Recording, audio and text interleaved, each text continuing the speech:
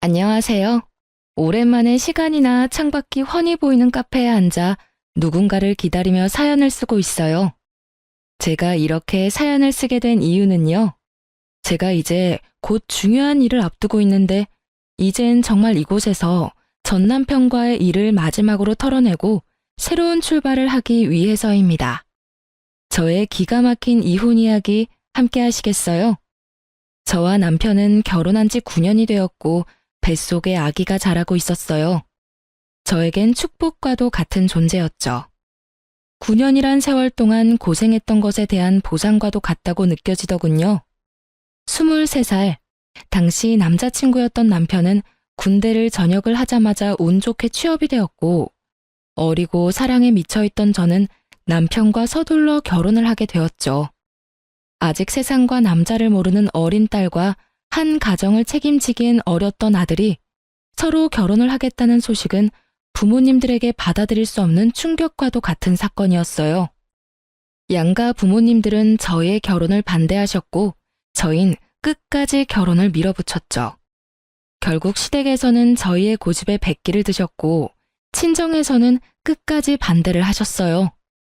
하지만 남편에게 눈이 멀어버렸던 저는 부모 형제를 등지고 결혼을 강행하게 되었고 결국 부모님과 언니 오빠는 결혼식에는 참석해 주었지만 그 뒤론 거의 연을 끊다시피 하고 지냈습니다. 시댁에선 저희를 도와줄 능력이 되지 않았고 저흰 그 누구의 도움을 바라지 않고 오롯이 저희의 힘으로 가정을 꾸려나갔어요. 지금 생각해보면 참 열심히도 살았네요. 23살, 그 어린 나이에 친구도 멀리하고 이 일 저 일 가리지 않고 닥치는 대로 돈만 벌었어요. 그렇게 6년. 이를 악물고 힘을 합쳐 열심히 산 결과 저희에겐 저희 명의의 집이 생겼고 그 집에서 보내는 첫날 밤에 저와 남편은 그간의 세월을 돌아보며 서로를 보듬어 주었습니다. 여보, 정말 고생 많이 했어. 나 같은 놈한테 시집와서 남들 다 놀 때 일만 죽어라 일만 한다고 고생만 했네. 이제 집도 생겼으니 당신은 조금 쉬어. 나만 고생했어? 당신도 같이 죽어라 이래놓고선. 기억나? 우리 왜 결혼해서 원룸에서 처음 시작했을 때 30살 되기 전에 꼭 우리 집 갖자고 했었잖아. 그 꿈 이루기 위해 우리가 얼마나 열심히 살았는데 당연히 기억하지.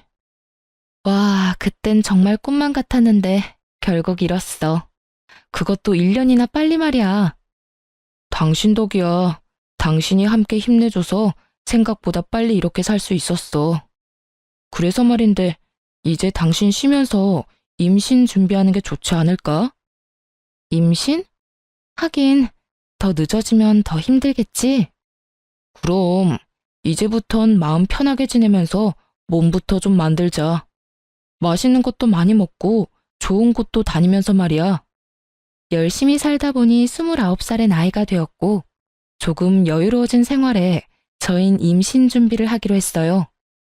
마음만 먹으면 당연히 될 것만 같았던 임신은 쉽지 않았고 계속되는 실패에 처음엔 괜찮다고 서로를 위로하던 말들도 점차 사라지더군요.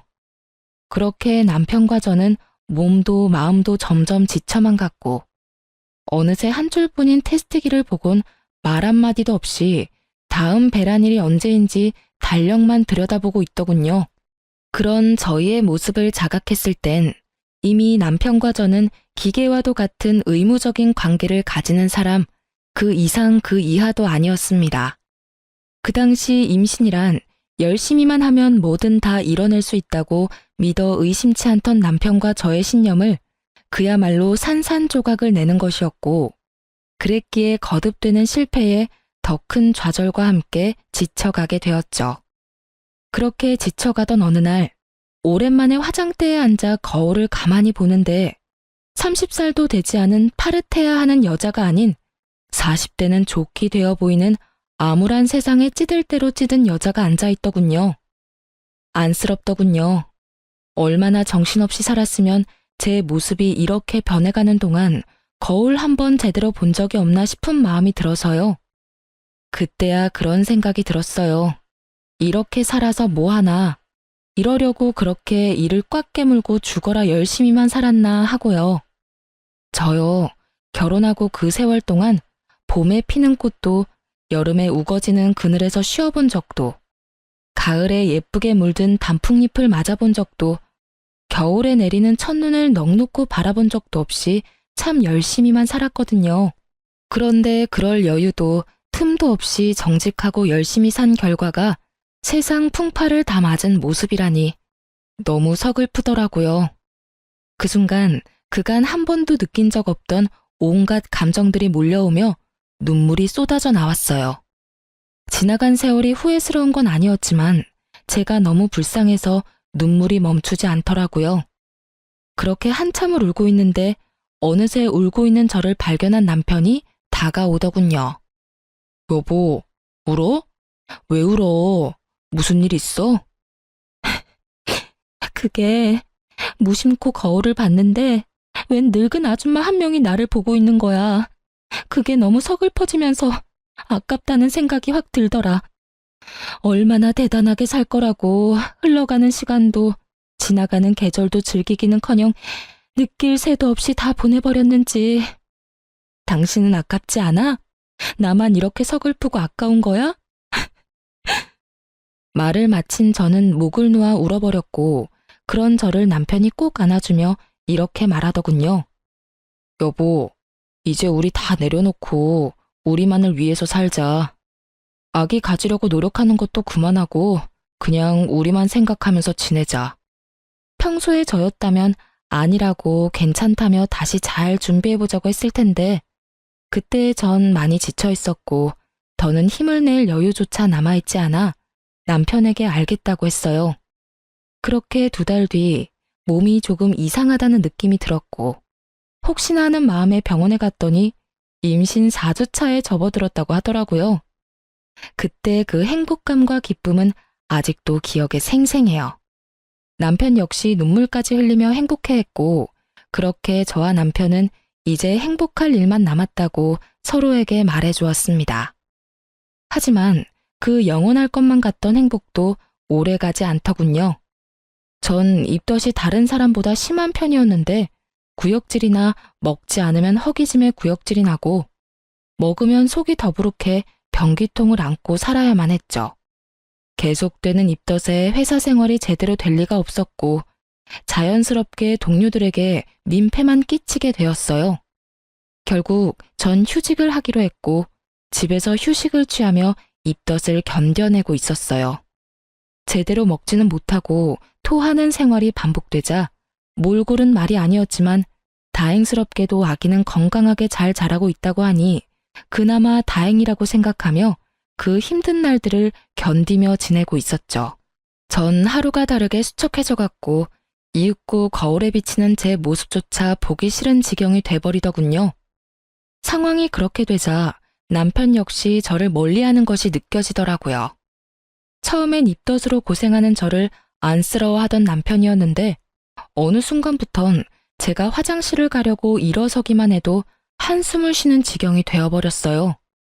전 남편의 다정스러운 눈빛을 본 적이 언제인지 기억도 나지 않았고 투명스러운 눈빛과 함께 남편의 핀잔이 계속되고 있었어요.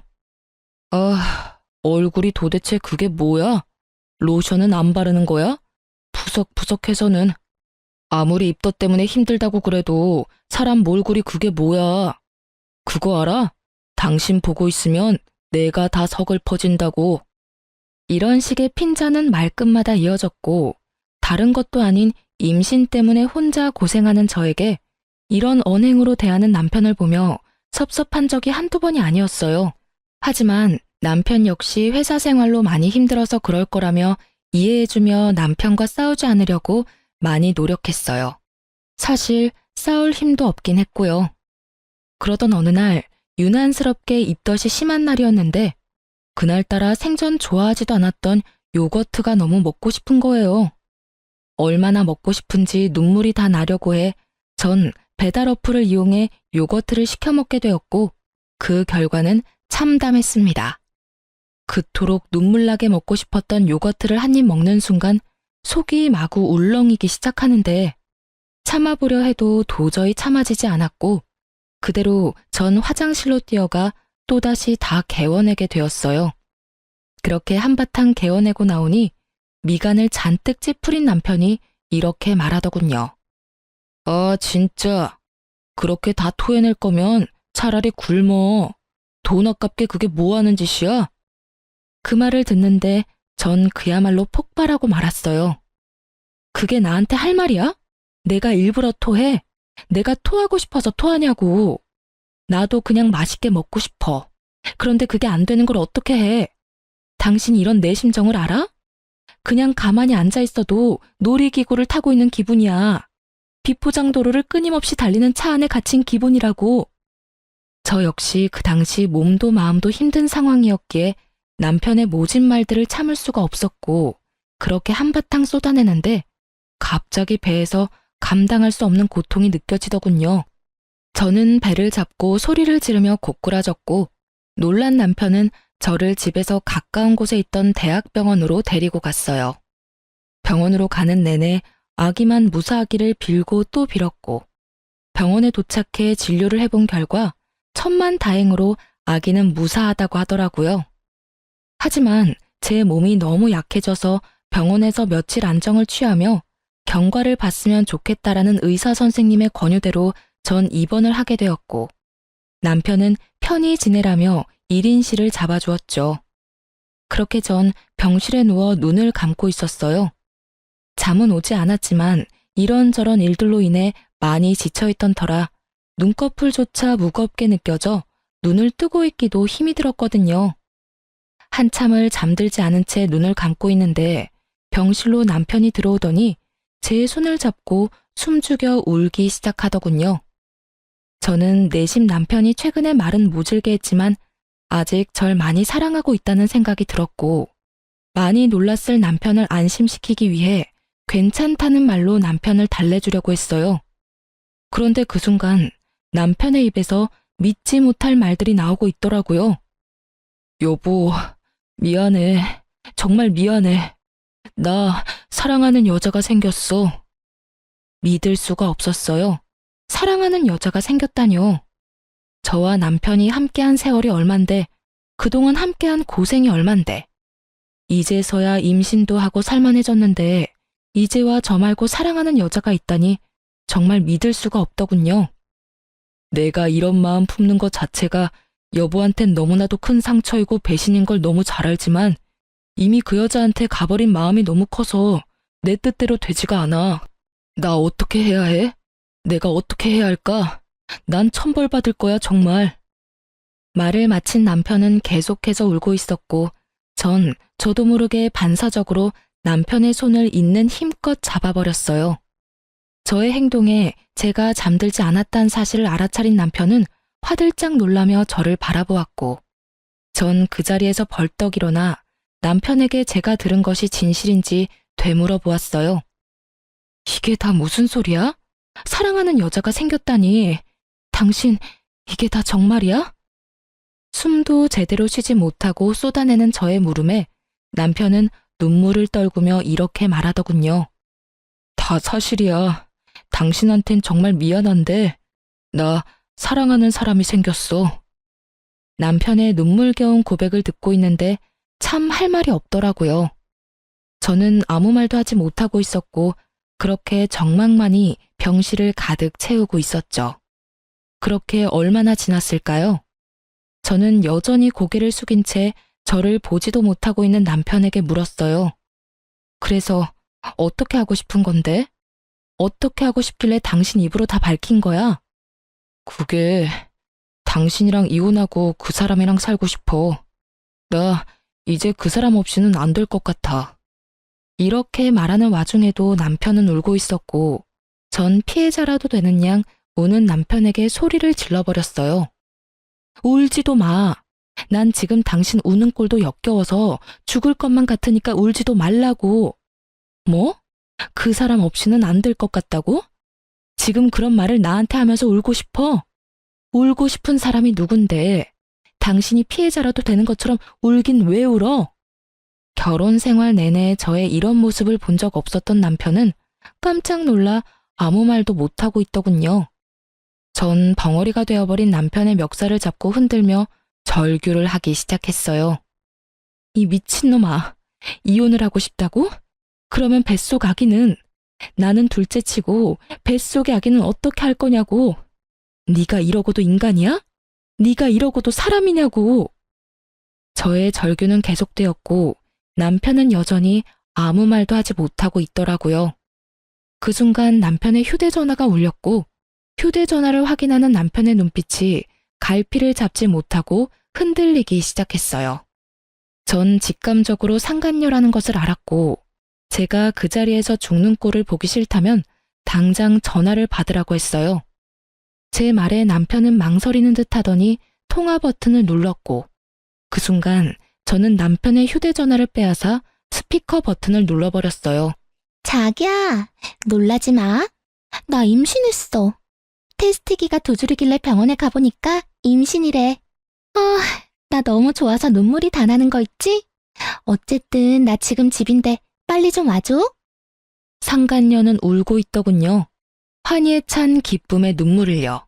상간녀의 임신 소식이 병실을 가득 메우고 남편의 얼굴엔 순간이었지만 화색이 돌더군요.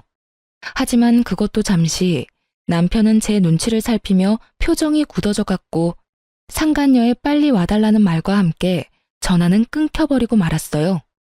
다시 찾아온 정막. 남편은 안절부절 못하며 제 눈치를 살피기 바쁘더니 조심스럽게 입을 떼더라고요. 여보, 나 잠시만 나갔다 올게. 진짜 아주 잠시면 돼.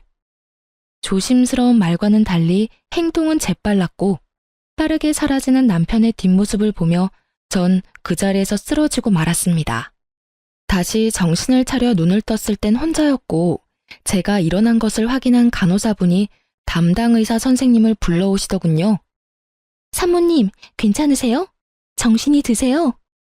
그 걱정스러운 눈빛과 물음들을 듣는 순간 눈물이 터져 나왔고 전 괜찮다는 말도 하지 못한 채 울어버렸습니다. 그 와중에도 다행인 건지 불행인 건지 아기는 무사했고 전 이 모든 상황들을 저와 함께 해준 아기를 지키기로 했어요. 물론 저 혼자서요. 남편과의 이혼은 피할 수도 피할 마음도 없었기에 저는 마음을 단단히 먹기로 했어요. 제가 첫 번째로 한 일은 흥신소를 통해 상간녀를 알아보는 일이었어요. 남편이 꽁꽁 숨기고 있는 그 여자가 어떤 여자인지 궁금해 미칠 지경이었으니까요. 며칠 뒤 흥신소에서 연락이 왔고 상간녀에 대해 알려주더라고요. 상간녀는 남편이 군대 가기 전 잠시 다녔던 대학에 함께 다니던 친구였는데 얼굴도 예쁜데 집도 부자여서 유명했다고 하더군요. 그 당시 남편을 좋아하는 여자가 있다고 들었던 것이 떠오르며 그 여자가 상간녀였음을 깨달았죠. 대학 졸업도 하지 못한 남편이 왜 대학 모임까지 나가게 된 것은 모르겠으나 알아본 바론 두 사람은 대학 동창회 모임에서 다시 재회해 그날 이후부터 만나기 시작했고 그 만남의 시점이 제가 임신한 직후라는 것을 알게 되었죠. 여기까지도 놀라운데 더 놀라운 사실이 기다리고 있더군요. 남편과 상간녀는 이미 살림도 차린 상황이었는데 그 집은 상간녀가 마련한 집으로 그야말로 저만 물러나준다면 모든 것이 다 해결되는 분위기라는 것이었어요. 심지어 남편은 상간녀와 본격적인 만남을 시작하며 회사까지 그만둔 상태였고 그런 남편에게 상간녀는 투자를 해주어 현재 남편은 돈 걱정 없이 사업 준비를 하고 있는 상황이라는 것까지 알게 되었죠. 그쯤 되니 궁금해지더군요. 상간녀에게 향하는 남편의 마음은 연심인지 욕심인지. 그것이 뭐든지 간에 저의 비참한 마음은 같았고 그럴수록 저는 더욱 강해졌어요. 태어난 지가 언제인데 얼굴도 비추지 않던 남편은 웬일인지 다 늦은 밤에 집으로 들어오더군요. 남편의 표정, 숨소리, 손짓, 발짓. 그 모든 것들이 오늘이 우리의 마지막이라는 것을 보여주고 있었고 이윽고 남편의 입에서 이런 말이 나오더라고요. 여보, 우리 이혼하자. 이혼하자는 마당에 여보 소리는 잘도 한다. 내가 아직 당신한테 여보이긴 해? 그렇게 비꼬지 마. 나 마지막까지 당신이랑 얼굴 붉히고 싶지 않아. 참, 그러면 지금 내가 웃어야 해? 당신 마음 편해지라고 미친년처럼 하하호호 웃어줘야 해? 그런 말이 아니잖아. 나는 그저 좀 더 이성적으로 대화를 하자는 말이었어. 당신 보니까 내 욕심이 과했네. 아, 우리 이혼하자. 당신이 이혼만 해주면 이 집을 포함해서 그동안 모은 재산은 당신 다 줄게. 이거 말고 그 사람이 당신한테 따로 위자료도 두둑하게 챙겨준다니까 제발 이혼만 해줘. 그래, 하자 이혼. 얼마나 줄지 기대할게. 그런데 나 한 가지만 물어봐도 돼? 당신은 우리 아기는 안 궁금해? 그 충격을 받고 무사한지, 무사하다면 앞으로 어떻게 할 예정인지, 낳을 건지 어떻게 할 건지 그런 건 궁금하지도 않아? 전 진심으로 궁금해서 물었고 남편은 저의 물음에 표정 하나 변하지 않고 이렇게 대답하더군요. 무사하단 이야긴 병원에 전화해서 들었어. 그리고 앞으로 어떻게 할지는 궁금해하면 뭐해? 내가 낳아서 키울 수 있는 것도 아닌데. 당신이 잘 생각해서 알아서 결정하겠지. 잘 생각해서 잘 결정해. 그게 어떤 결정이든 난 당신 의견 존중하고 응원하니까. 똥 같은 소리를 참도 정성껏 짓거리고 있더군요. 전 그런 남편에게 상간녀 소송도 진행 중이니 그런 줄 알라는 말을 마지막으로 집 밖으로 내쫓아 버렸어요. 더는 그 면상을 보고 있기도 힘이 들었거든요. 그렇게 저희는 이혼을 하게 되었고 전 우리의 젊은 날을 갈아샀던 집과 남편이 상간녀에게 받아온 3억과 함께 상간녀 위자료까지 따로 받을 수 있었어요. 이혼이 확정된 날, 전 계획했던 대로 상간녀의 본가로 찾아가 상간녀의 아버지를 만났습니다. 조사를 통해 알아본 바론 상간녀의 부모님은 전 남편이 유부남이었던 사실을 모르고 있었고 받을 거 다 받아낸 저는 상간녀가 밖에서 무슨 짓거리를 하고 다니는지 그 부모님께 다 알릴 계획이었던 거죠.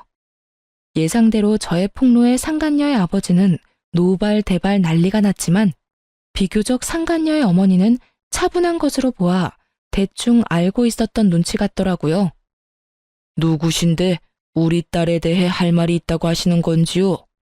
아, 제 소개가 늦었네요.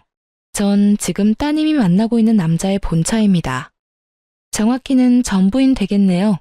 오늘 이혼 확정이 났거든요. 네? 이혼이라니? 그럼 그 남자가 유부남이었단 말입니까? 우리 딸을 속였던 건가요? 아니요. 따님을 속인 것이 아니라 따님과 제 남편이었던 작자가 서로 불륜을 저질렀어요. 그래서 제가 물러나게 되었고요. 제 딸이 유부남인 걸 알고도 만났단 말입니까? 아니, 그럴 리가. 혹시 집을 잘못 찾아오신 거 아닌가요? 우리 딸이 만나는 남자가 있긴 합니다만 딸이 임신해 곧 결혼할 예정입니다. 유부남이 도대체 무슨 생각으로 처녀를 임신시키겠습니까?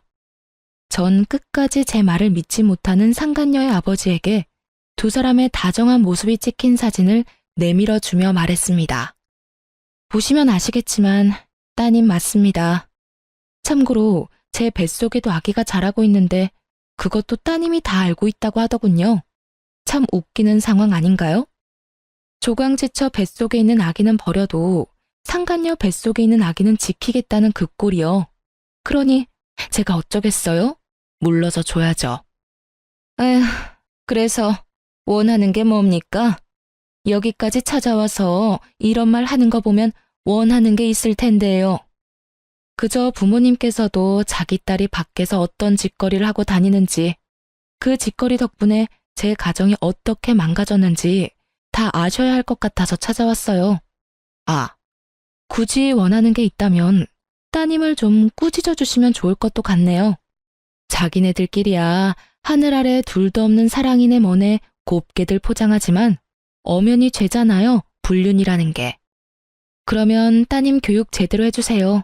갑자기 찾아와서 죄송했습니다. 저는 그대로 집을 나왔고 제가 현관문을 나오는데 머리끝까지 화가 난 상간녀의 아버지가 상간녀의 어머니를 쥐잡듯 잡으며 당장 상간녀를 부르라고 고함을 치는 소리가 들려오더군요. 그 소리를 들으며 집으로 돌아오는 발걸음이 얼마나 가벼웠던지 모릅니다. 그렇게 집으로 돌아온 전 이사할 예정이라 중요한 짐을 따로 추리고 있었고 상간녀에게 모든 이야기를 들은 전 남편이 역정을 내며 집으로 들어오더군요. 너 진짜 미쳤어? 돈은 다 받아 처먹고 뭐? 그 집을 찾아가? 네가 제정신이야? 이딴 식으로 행동할 거였으면 돈은 왜 받아갔어? 돈은 돈이고 이건 다른 문제지. 그 부모들도 알아야 하지 않겠어? 하나뿐인 외동딸이 밖에서 무슨 짓거리를 하고 돌아다니는지. 그래야 자식 교육을 똑바로 하지. 그래도 이건 너무하잖아. 꼭 이렇게까지 해야 했어? 군말 없이 이혼해줬는데 이 정도도 하면 안 돼? 너 때문에 지금 그 사람 아빠한테 붙잡혀서 질질 끌려갔어. 어쩔 거야? 어쩌긴 뭘 어째. 눈물이라도 흘려줘? 그거 참 안 됐다고 위로라도 해줄까? 그런 걸 원하니? 진짜 너 하여튼 오늘 일 때문에 그 사람 뱃속에 있는 아기라도 잘못됐다간 가만 안 있을 테니 그런 줄 알아? 전 남편은 악에 바친 듯 이를 꽉 깨물며 저에게 말했고 그런 전 남편의 모든 것이 어이가 없더군요. 그래서 전 어느새 꽤 나온 저의 배를 보여주며 이렇게 말했습니다. 이건 안 보여? 내 배는 안 보이냐고. 이 아기도 당신 아기야. 당신은 정말 이 아기는 보이지도 않는 거야? 저는 전 남편을 향해 목이 터져라 외쳤지만 전 남편은 그런 저에게 시선조차 주지 않았고 전 참지 못하고 전 남편의 뺨을 내리쳐버렸어요. 썩 꺼져. 빨리 꺼지라고. 앞으론 2번 다시 그 어떤 일로도 찾아오지 마. 한 번만 더 찾아오는 날엔 당신하고 그 여자 얼굴 온 세상이 알도록 인터넷에도 다 퍼뜨려버릴 테니까. 알겠어? 제 말에 남편은 저를 한번 흘겨보곤 나가버렸고 그 후론 전 남편이 찾아오는 일은 없었습니다. 한바탕 소란이 지나간 후 기다리고 기다리던 이삿날 아침이 되었고 제 소식을 어떻게 안 것인지 그간 연락을 끊고 살았던 엄마와 언니 그리고 오빠까지 집으로 찾아왔더군요. 저를 본 엄마는 저의 등짝을 때리며 우셨고 그런 엄마를 언니와 오빠는 말려주며 그저 저를 꼭 안아주었습니다. 이거사, 이게 뭐야 도대체? 그러게 그렇게 말렸거늘 고작 이런 꼴이나 당하려고 이런 꼴이나 보이려고 가족들 다 버리고 나갔던 거야? 엄마, 그러지 마. 막내 임신 중이라잖아. 배 안 보여? 그래 엄마, 진정 좀 해. 몇 년 만에 보는 건데 애를 때리긴 왜 때려?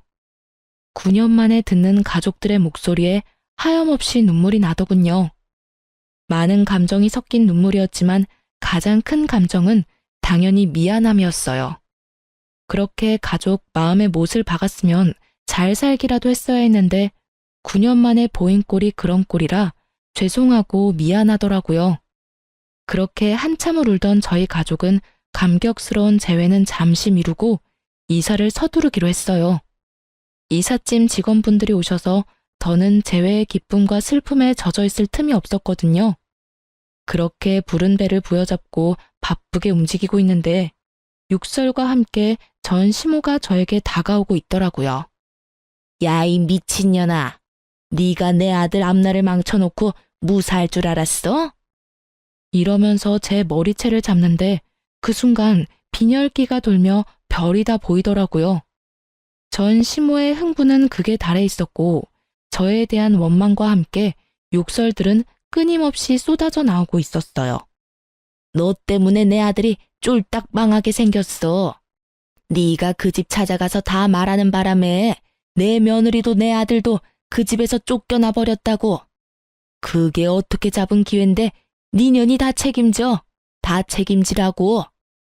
그 뒤로도 전 시모는 끊임없이 하소연과 함께 원망들을 쏟아냈고 이야기를 들어보니 모든 사실을 안 상간녀의 집에서는 상간녀에게 해주던 모든 지원을 끊어버렸고 두 사람이 살고 있던 집마저 뺏어버렸다고 하더군요. 한순간에 거지 신세가 된 두 사람이 집으로 찾아가 빌어봤지만 상간녀의 집에선 두 사람이 헤어지지 않는 이상 상간녀 역시 없는 자식으로 여기고 살 것이라는 답만 돌아왔고 상간녀는 하는 수 없이 전시댁으로 들어와서 살고 있다고 하더라고요. 한평생 고생이라곤 모르고 산 상간녀가 전시댁의 환경에서 산다는 건 고역과도 같은 일일 테죠. 그렇게 한참을 쏟아내던 전시모는 급기야 저에게 돈 타령까지 하기 시작했어요. 네가 다 이렇게 만들었으니 네가 다 책임져. 돈이라도 내놓으라니 말이야. 네가 받아간 거 다 내놔. 그 순간 잠시 이삿짐 차에 갔던 식구들이 돌아오고 저의 모습을 발견한 엄마가 달려와 전시모의 손을 낚아채 있는 힘껏 밀어버렸어요. 이 여편네가 감히 누구 머리채를 잡아? 정신 나갔어? 어디서 내 딸 머리를, 그것도 임산부를, 네가 제정신이야? 당연히 이삿짐 센터 직원인 줄 알았던 엄마의 등장에 전시모가 당황한 기색이 역력하더군요. 그랬겠죠. 한평생 가족에게도 버림받았다며 저를 알게 모르게 무시했던 전시모였는데 이렇게 든든한 가족의 등장에 당황스러울 법도 했겠죠. 전시모는 바닥에 고꾸라진 채로 우리 가족을 차례로 훑고 있었고 화가 머리끝까지 난 언니가 자신의 직업이 경찰이라고 밝히며 이렇게 말하더군요. 아줌마, 한 번만 더 내 동생한테 욕하고 때리면 수갑 채워서 체포할 테니 각오하세요. 참고로 그렇게 잡혀가시면 합의는 없습니다. 아시겠어요? 이런 언니의 말에도 정신을 차리지 못한 전시모는 끝까지 돈 타령을 해대고 있었고 전 무슨 돈이냐며 물었죠. 다신 오지 않을 테니 돈 내놔. 돈만 주면 오라고 해도 안 올 테니. 무슨 돈을 달라고 이 난리세요? 그걸 몰라서 물어? 이 집 팔았으면 돈이 있을 거 아니냐? 엄연히 그 돈에 내 아들 목도 있는데 왜 모른 척을 하니? 그거랑 이혼할 때 받아간 3억, 그것도 내놓거라. 정말 뱃속의 아기만 아니었다면 욕이라도 실컷 해주며 있는 힘껏 한 대 때리고 싶더라고요. 다른 것도 아닌 위자료 내놓으란 말을 당당하게 하는 전시모의 모습을 보는데 화가 머리끝까지 나며 어이마저 없더군요. 아줌마, 잘 들어요.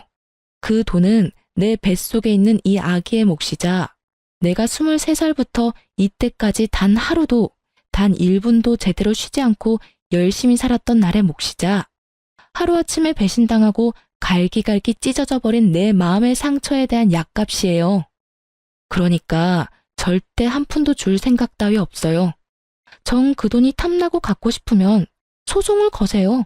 저는 코웃음을 치며 전시모에게 말했고 제 말이 끝나자마자 변호사인 오빠가 나서 제 변호를 자처하고 나서더군요. 참고로 제 동생 변호는 제가 맡도록 하죠. 마침 그 분야가 제 전문이라 자신 있거든요. 그러니 언제든 소송 걸고 싶으면 걸도록 하시죠. 애꿎은 제 동생 괴롭히지 말고 법으로 이야기하자 이 말입니다. 전시모는 꽤 많이 당황한 눈치이더군요. 그럴 수밖에 없는 것이 상견례도 없었고 결혼식에선 가족들을 따로 소개할 시간도 소개를 받고 싶어하는 마음도 없었기에 저희 가족들의 직업, 형편에 대해선 전혀 알지 못했거든요. 그 뒤론 연을 끊고 지내다시피 했으니 저희 친정이 꽤 산다는 것을 전혀 모르고 있었으니까요. 전시모는 오빠의 말이 끝나자 당황한 눈초리로 가족들을 번갈아 살피기 시작하더군요. 경찰인 언니의 변호사인 오빠, 그리고 있어 보이는 엄마의 차림새까지. 찰나의 순간 가족들을 살핀 전시모는 갑자기 태세를 바꿔 저에게 무릎까지 꿇고 애원하기 시작하더군요. 아가, 내가 잠시 미쳤었구나. 내 아들이 하루아침에 거지꼴이 되어서 집으로 들어왔는데 어떤 부모가 제정신일 수가 있겠어. 너도 뱃속에 아기가 있으니 조금은 이해를 할 거다. 그러니 방금 전 내 행동은 네가 이해를 좀 해주렴. 그리고 이해하는 김에 내 아들도 좀 이해해주면 안 되겠니? 말이야 바른 말이라고 여자가 작정하고 꼬시는데 남자가 어쩌겠어. 그간의 정을 생각해서라도 네가 이해하고 용서 좀 해주렴.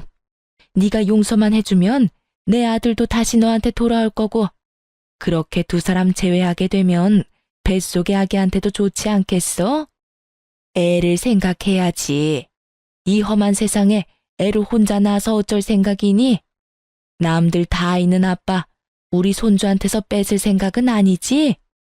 이때껏 한 번도 꺼내지 않던 손주 이야기까지 들먹이며 애원하는 꼴이 참 가증스럽기 그지없더군요. 엄마 역시 저와 생각이 같았는지 전 시모의 말에 한마디의 대꾸도 없이 시모를 질질 끌어다 내쫓아 버렸고 저의 이사는 무사히 마칠 수 있었습니다. 그날 이후 전 가족의 품으로 돌아가게 되었어요. 이미 사버린 집은 세를 주기로 했고 가족의 뜻에 따라 친정에서 지내게 된 것이죠. 그렇게 친정에서 지내는 동안 출산날이 가까워졌고 입원을 했던 대학병원에서 진료를 계속 보며 그곳에서 출산까지 하기로 했습니다. 출산을 하기 전 마지막 진료날, 언니와 함께 병원에 갔는데 그곳에서 전 생각지도 못한 사람을 만나게 되었어요. 그건 바로 상간녀와 전 남편이었어요. 그토록 화려하고 당당하던 상간녀의 모습은 온데간데 없이 사라지고 행색이 초라한 배불뚝이 여자가 전 남편과 옆에 자리하고 있더군요.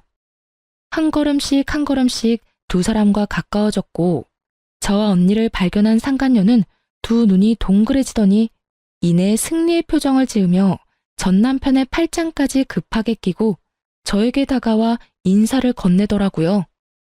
오랜만이네요. 잘 지냈어요?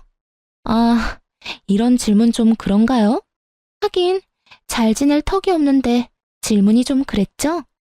방금 전까지 전 남편과 돈 때문에 다투는 소리를 다 들었는데 이렇게까지 해서 저에게 아는 척이 하고 싶은 그 마음이 다 궁금하더군요. 그런데 그 애는 정말 낳아서 혼자 키울 수 있다고 생각해요? 진작 지우지. 이게 무슨 청승맞은 짓이에요. 뭐라고? 너 말 다 했니? 그게 네가 나한테 할 말이야? 왜 화를 내고 난리래? 다 걱정해서 하는 말인데. 아, 그리고 혹시나 해서 하는 말인데 양육비 이런 건 바라지도 말아요. 하긴 뜯어간 돈 많으니 양심이 있으면 양육비 달란 말은 못하겠지. 상간녀는 어떻게 해서든 제 속을 긁고 싶어 안달인 듯 했으나 전 도발에 더는 넘어가지 않았고 상간녀를 위아래로 훑어주며 이렇게 말했습니다. 그게 걱정이어서 굳이 반가워하지도 않는 사람한테 인사까지 한 거야? 하긴 꼴을 보아하니 걱정이 되긴 하겠다. 양육비 줄 능력도 처지도 안 되니까 말이야. 나 양육비 달라는 말 할 생각도 없으니까 그런 걱정은 넣어두고 사랑으로 가진 애 잘 낳아서 찢어지게 가난한 집에서 잘 키워봐. 난 댁들 덕분에 가족도 다시 만나 잘 지내고 돈도 많아서 양육비 걱정은 없거든. 제 말에 상간녀는 미간을 찌푸리는가 싶더니 이내 코웃음을 치며 비아냥대기 시작하더군요. 참 좋기도 하겠네요. 남편도 뺏겨서 애도 혼자 낳고 혼자 키워야 하는 마당에 좋다고 웃는 꼴이 참. 어떤 면에선 참 대단하기도 하네요. 상간녀의 비아냥거림에 제가 반격을 하려는 순간 어느새 제 곁으로 온 담당 의사 선생님이 제 어깨에 손을 두르며 언니에게 이렇게 말하는 것이 아니겠어요? 초영, 여기서 뭐 하세요? 무슨 일 있어요? 표정이 왜 이렇게 안 좋아요? 처영이라니. 전 크게 당황을 했고 언니 역시 당황한 기색이 역력했지만 그것도 잠시 천연덕스럽게 선생님께 제부라고 하며 상황을 설명하기 시작하더군요. 언니의 설명을 들은 선생님은 제 어깨를 잡은 손에 힘을 주며 말을 하더군요. 아, 아직 소식 못 들으셨나 봅니다. 저 이 사람하고 결혼 약속했어요. 식은 아직이긴 한데 출산하고 몸 추스르는 대로 결혼식 올리려고 하고 있어요. 원하신다면 청첩장 나오는 대로 보내줄 테니 와서 자리를 빛내주는 것도 좋을 것 같네요. 언니 못지않게 선생님은 천연덕스럽게 연기를 펼쳤고 선생님의 말에 이때껏 입 한 번 떼지 않고 있던 전 남편이 저를 향해 말을 하더군요. 여보, 이게 다 사실이야? 당신 이 남자랑 결혼했어? 혼인신고라도 한 거야? 전 남편의 말이 끝나자마자 여보라는 단어에 발끈한 상간녀는 제가 무어라 답할 새도 없이 전 남편을 쥐잡듯 잡기 시작하더군요. 당신, 지금 뭐라고 했어? 여보? 누구 보고 지금 여보라고 하는 거야? 상간녀의 말에 전 남편은 그제야 자신이 어떤 단어를 썼는지 자각한 듯 새하얗게 질린 얼굴로 말까지 더듬더라고요. 아니 그게 습관적으로 나도 모르게 튀어나왔어. 그걸 지금 말이라고 해? 당신은 아직도 저 여자하고 결혼한 사이라고 착각하는가 봐. 아니, 저 여자랑 다시 살고 싶기라도 한 거야? 무슨 말을 또 그렇게 해. 실수라고 했잖아. 실수라고? 그래, 그건 실수라고 치자. 그런데 당신이 왜 저 여자가 결혼한 사실에 화를 내? 왜 간섭하냐고. 그건 나도 놀라서 그랬지. 당신 지금 너무 흥분했어. 진정 좀 하고 진료나 보러 가자. 예약 시간 다 됐어. 지금 내가 진료 보게 생겼어? 당신 같으면 이 기분에 진료가 보고 싶겠냐고. 내가 누구 때문에 이 모양 이 꼴로 살고 있는데, 내가 왜 이런 거짓꼴로 살고 있는데, 당신 하나 보고 다 버리고 와서 이렇게 사는 난 신경도 안 쓰면서 전부인이 재혼한 사실이 그렇게 신경 쓰여? 상간녀는 악을 쓰며 남편을 닥달했고 그런 상간녀의 말이 지긋지긋하다는 듯 전 남편은 짜증을 섞으며 답을 하더군요. 내가 당신한테 가족 버리고 나한테 와달라고 했어? 당신이 좋아서 다 버리고 나한테 와놓고 왜 또 그런 말을 하는 거야? 지겹지도 않아?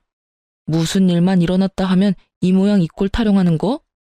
나야말로 누구 때문에 그 좋은 회사까지 그만두고 이 모양 이 꼴이 됐는데 다 당신이 투자해준다고 해서 이렇게 된 거잖아. 두 사람은 급기야 언성까지 높이며 싸우기 시작했고 그 광경을 지켜보던 선생님은 제 손을 진료실로 이끌며 이렇게 말했어요. 우린 이만 들어가요. 이런 난장판은 뱃속의 아기한테 좋지 않아요. 얼른요. 그렇게 선생님의 손에 이끌려 진료실 의자에 앉은 전 어리둥절했고 이내 간호사 선생님이 들어오셔 두 사람이 난동에 가까운 싸움을 하다 결국 병원에서 쫓겨났다고 하더군요. 그 만남을 마지막으로 전 다신 그 사람들을 만나기는커녕 소식조차 들을 수도 없었습니다. 그렇게 정말 전 남편과의 모든 것이 끝이 나고 전 무사히 출산했습니다. 출산 이후 전 제 소중한 보물을 안겨주신 선생님께 보백받게 되었어요. 사실 병원에 처음 와 전 남편의 외도 사실을 알게 되었을 때 걱정스러운 눈빛으로 절 위로해준 그 선생님이 저의 담당 선생님이었고 선생님의 말에 의하면 그날부터 제가 신경이 쓰였다고 하더군요. 처음엔 그저 제가 불쌍했다고 했어요. 불쌍해서 눈길이 더 가고 마음이 더 쓰였다고요. 그래서 진료를 볼 때도 더욱 신경을 써주었고 제가 배가 심하게 뭉쳐 병원에 갑자기 왔다는 연락이라도 받을 때면 그게 언제든 어디에 있든 병원으로 뛰어와 제 진료를 봐주셨다고 하더라고요. 그렇게 측은심에 제가 눈에 밟혔는데 그 측은심이 어느 날부턴 저를 지켜주고 싶고 제가 보고 싶어졌다며 저를 좋아하는 것 같다고 마음을 고백해 오더군요. 지금 당장 대답해달라는 건 아니에요. 지금 상황이 좋지 않다는 것도 알고 저한테 신경을 쓸 틈도 없다는 거 누구보다 잘 아니깐요. 그냥 제가 곁에서 맴돌 테니 그것만 막지 말아주세요. 그렇게만 해준다면 저는 언제까지고 기다릴 수 있어요. 그저 저를 지켜봐 주세요. 처음엔 그냥 아무런 대답도 하지 않고 무시했던 것 같아요. 전 남편에 대한 상처가 크기도 했지만 무엇보다 큰 이유는 염치가 없어서였어요. 애 딸린 이혼녀와 총각인 대학병원 의사 선생님이라니 거부할 염치조차도 없더군요. 하지만 선생님은 저를 포기하지 않았고 부담스럽지 않게 저의 곁을 지키면서 제 아들조차 사랑으로 품어주고 있더라고요.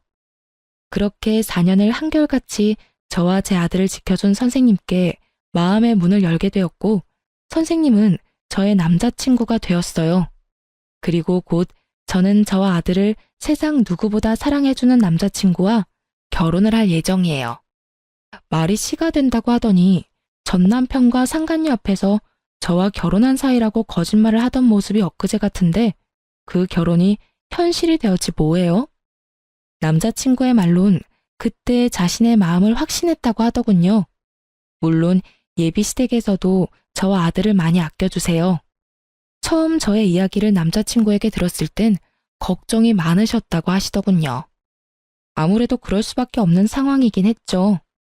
온 정성을 다해 사랑으로 키운 아들이 어느 날 갑자기 사랑하는 여자가 생겼다고 해서 누구보다 기뻐하셨는데 그 여자가 이혼녀인 것도 모자라 갓난아기까지 있다고 하니까요.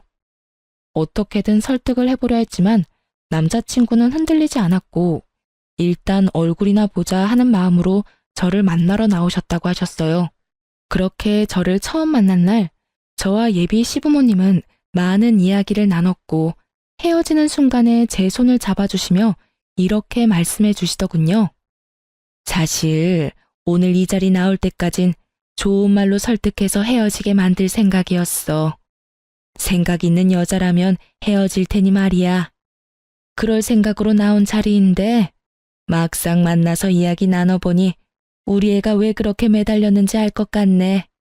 앞으로 우리 아들이랑 잘 지내줘. 그렇게 잘 지내다가 우리 가족으로 와주면 더 좋고.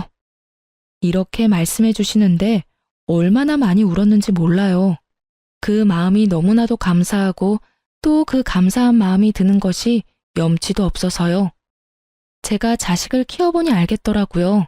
그것이 얼마나 큰 결정이었는지. 그래서 저도 그런 마음을 저버리지 않게 열심히 노력해 보려고 합니다.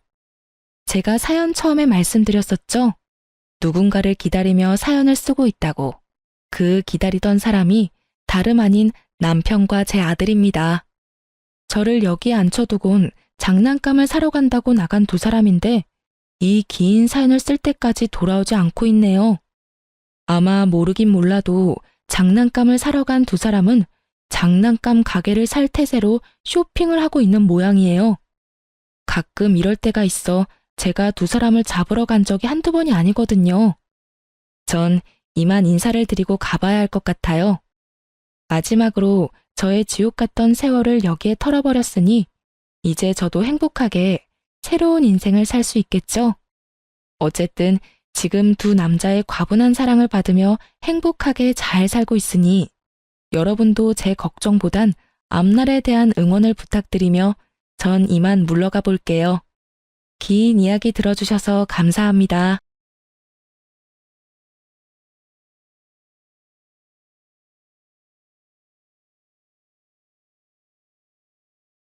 안녕하세요. 저는 지극히 평범한 40대 초반의 학원 강사이자 홀로 한 아이를 키우는 싱글맘입니다. 혹시 미꾸라지 한 마리가 온 웅덩이를 흐려놓는다는 말 알고 계시나요? 저는 그 미꾸라지와 미꾸라지의 가족들 때문에 피해를 보고 결국 이혼까지 하게 된 사람이에요. 오늘은 그 얄미운 미꾸라지 가족에 대해 이야기해 보려고 이렇게 직접 사연을 신청하게 됐어요. 결혼 전 남편은 관리를 아주 잘하는 사람이었습니다. 어떤 관리냐면 본인과 본인의 집안에 대해 포장을 아주 잘하는 사람이었죠. 처음에 그 사람에게 들었을 때는 정말 괜찮은 집안이라고 생각했습니다.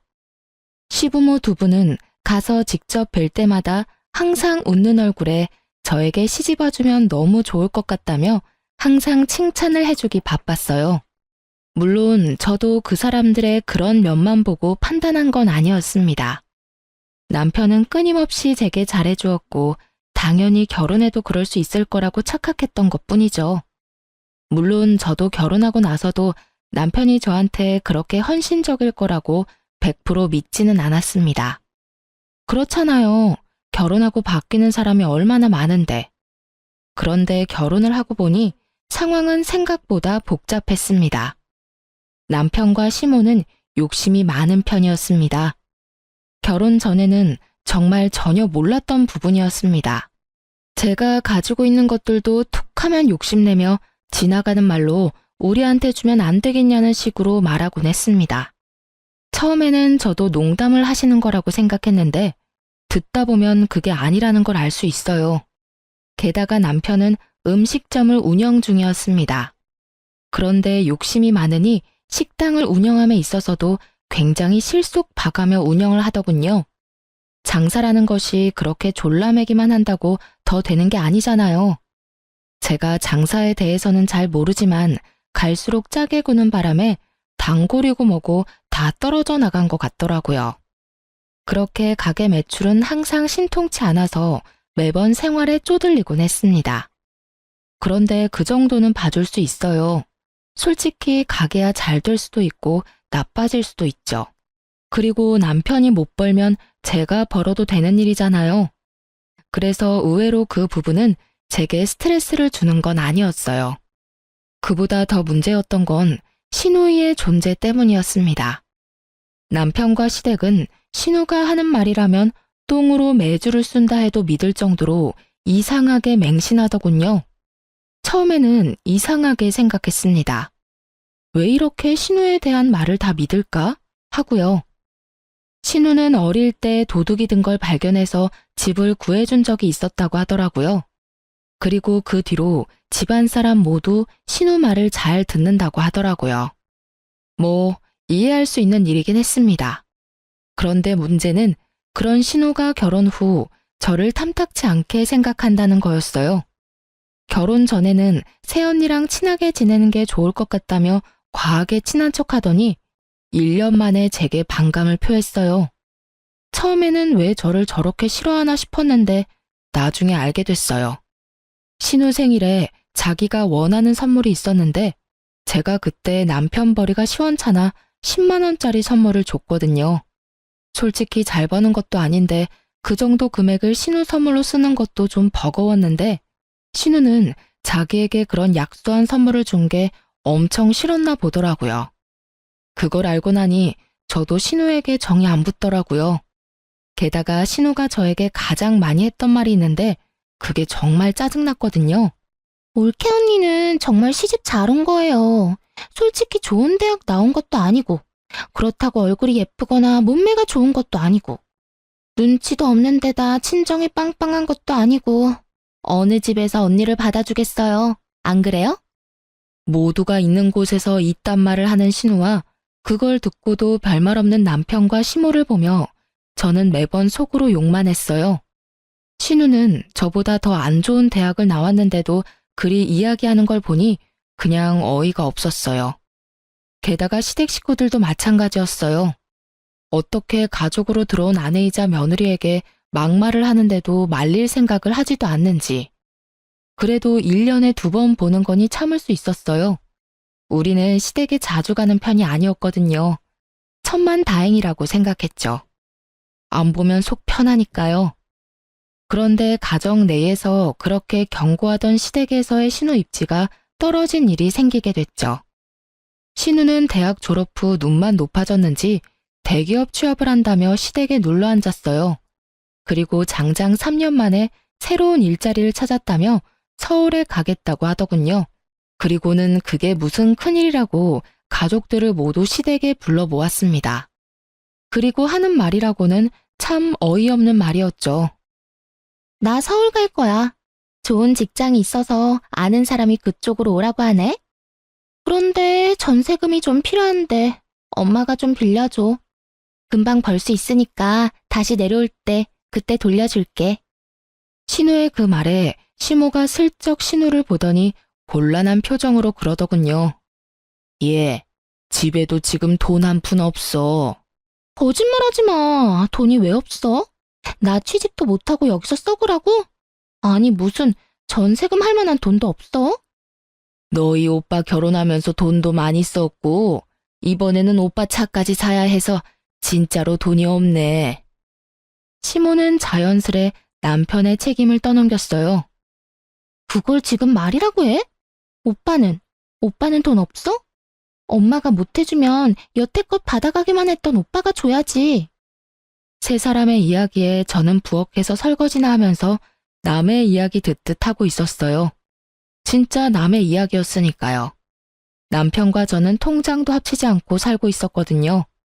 각자 집의 일은 각자가 알아서 하기로 해서 별 생각 없이 설거지를 끝내고 거실로 돌아왔어요. 그랬는데 남편이 제게 이렇게 묻더군요. 당신 돈 좀 있지 않아?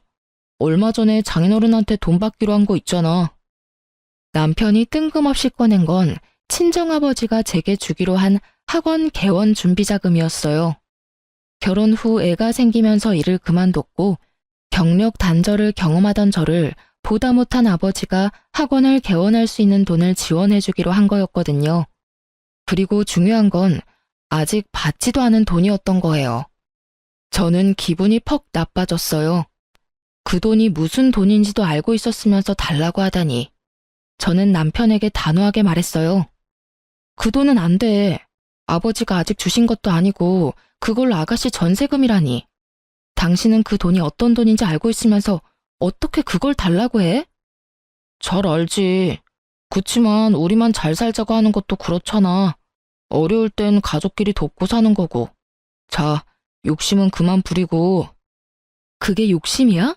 우리 아버지가 나 개원하라고 준 돈을 왜 그렇게 써야 해? 그리고 그 돈, 내 돈이 아니야. 그럼 부모님한테 물어봐야 하는 게 맞고, 아버지가 그 돈으로 아가씨 전세자금 준다고 하면 줄 것 같아? 그러니까 장인어른한테는 당신이 쓴다고 하고 빌리면 되지. 뭐? 나더러 거짓말까지 하라는 거야? 거짓말이라기보다 선의의 거짓말이라고 생각해. 당신은 가만 보면 욕심이 많더라? 왜 그렇게 악착같이 하나도 안 뺏기려고 하는 건데? 솔직히 내 동생이 남도 아니잖아. 누가 욕심이 많아? 솔직히 우리 집 힘들 때 당신이 도와준 적 있어? 처가댁은 잘 살잖아. 뭘 또 도와주고 말고 해. 저번에 우리 부모님 강릉까지 친척 돌잔치 갈 때 차 운전 좀 해달라는 건 안 해줬잖아.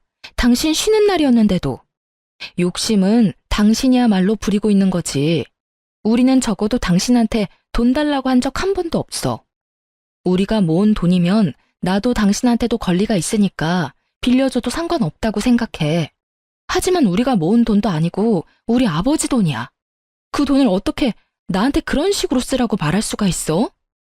아, 그럼 어떡하라고. 동생이 필요하다는데 그런 것도 못 해줘? 내가 오빠인데. 오빠면 오빠답게 도와주면 되지. 어차피 이번에 새로 차 사기로 하고 어머님한테 돈 받은 거 있지? 그거랑 당신이 차 사려고 모아놓은 돈 아가씨한테 줘. 그럼 되겠네.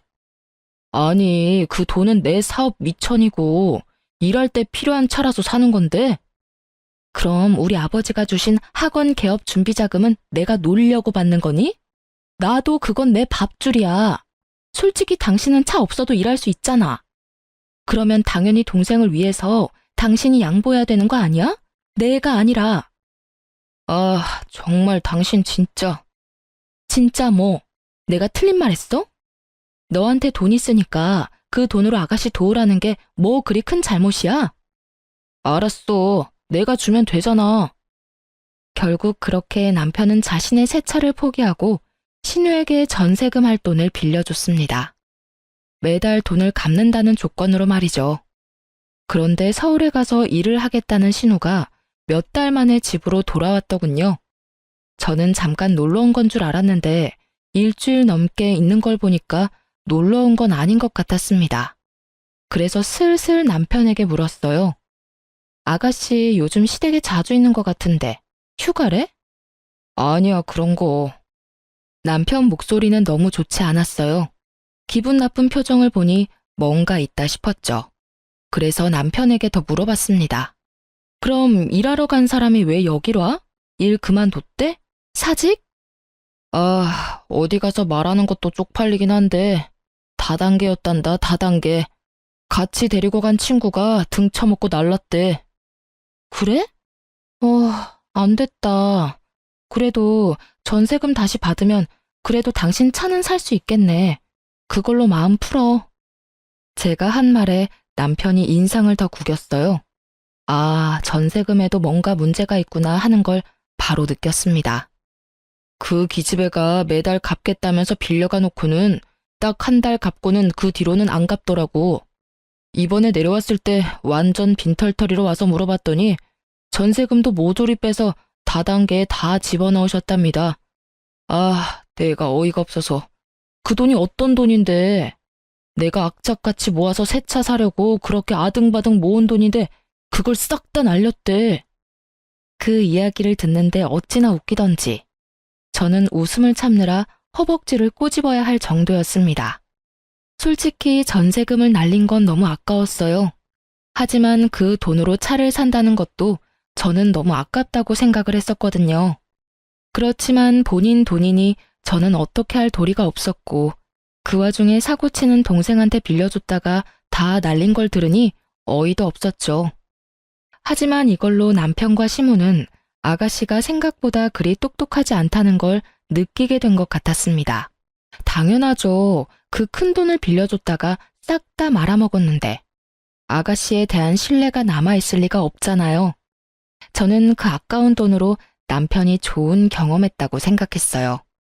믿을 수 있는 사람과 믿을 수 없는 사람을 빨리 구분하는 건 더 큰 문제를 예방할 수 있는 좋은 예방접종이 될 테니까요. 남편이 믿던 도끼에 발등 찍히던 때 저는 개원한 학원에서의 일이 잘 풀려 돈도 잘 벌고 있었기에 남편의 괴로움이 눈에 들어오지 않았어요.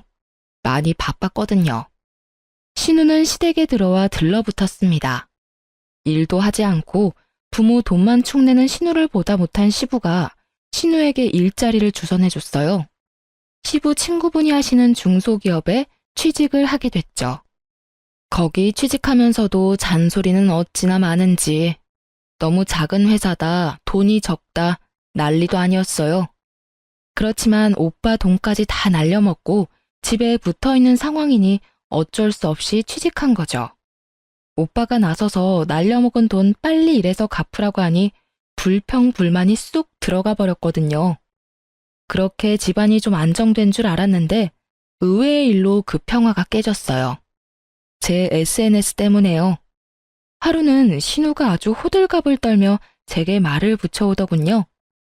올케 언니 SNS 보다가 정말 괜찮은 남자 봤는데 혹시 이 사람 결혼했어요? 신우가 콕 집어 보여준 남자는 저의 어린 시절 소꿉친구였어요. 어릴 때 같은 아파트에서 자란 친구로 저희 친정엄마와 그 친구 엄마가 친한 사이였거든요. 계모임도 여전히 하고 있기도 하고 일단 집이 가까워요. 저희 본가와 얘네 본가가 윗집 아랫집이거든요. 이 친구는 괜찮은 애였어요. 성격도 착하고 직업도 괜찮았죠. 그런데 딱 한 가지 때문에 여태 결혼을 하지 못하고 있었어요. 바로 가족 때문이었는데요. 홀어머니의 누나가 위로 셋이나 있는 결혼 상대자로서는 좀 부담스러운 가족 구성이었거든요. 그것만으로도 놀랐는데 그 홀어머니 성격도 상상 이상이었거든요. 직원 수도 꽤 되는 에스테틱을 운영 중이신 세련된 분이에요. 그렇지만 친구인 우리들에게도 깐깐하게 구시는데 여자친구라고 하면 용모단정, 품행방정, 순종적인 여자가 아니면 눈에 들어오지도 않는 모양이더라고요. 저희 엄마가 이야기한 적 있었거든요. 저러다 아들 노총각 되어봐야 정신 차릴 거라고. 신우를 소개시켜주면 분명히 신우가 피볼 것 같다는 생각에 저는 일단 난색을 표했습니다. 아가씨, 이 친구는 안 될 것 같으니 다른 사람을 찾아보는 게 어떨까요? 그리고 원래 가족끼리 선자리 봐주고 그러면 나중에 말이 많아서. 에이, 그러지 말고 한 번만 소개시켜줘 봐요.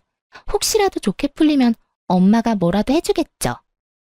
안 해줄걸요 하고 속으로 생각하며 저는 싱긋 웃었어요. 제 거부의 의사를 읽었는지 신우가 시모에게 쪼르르 달려가 이르더군요.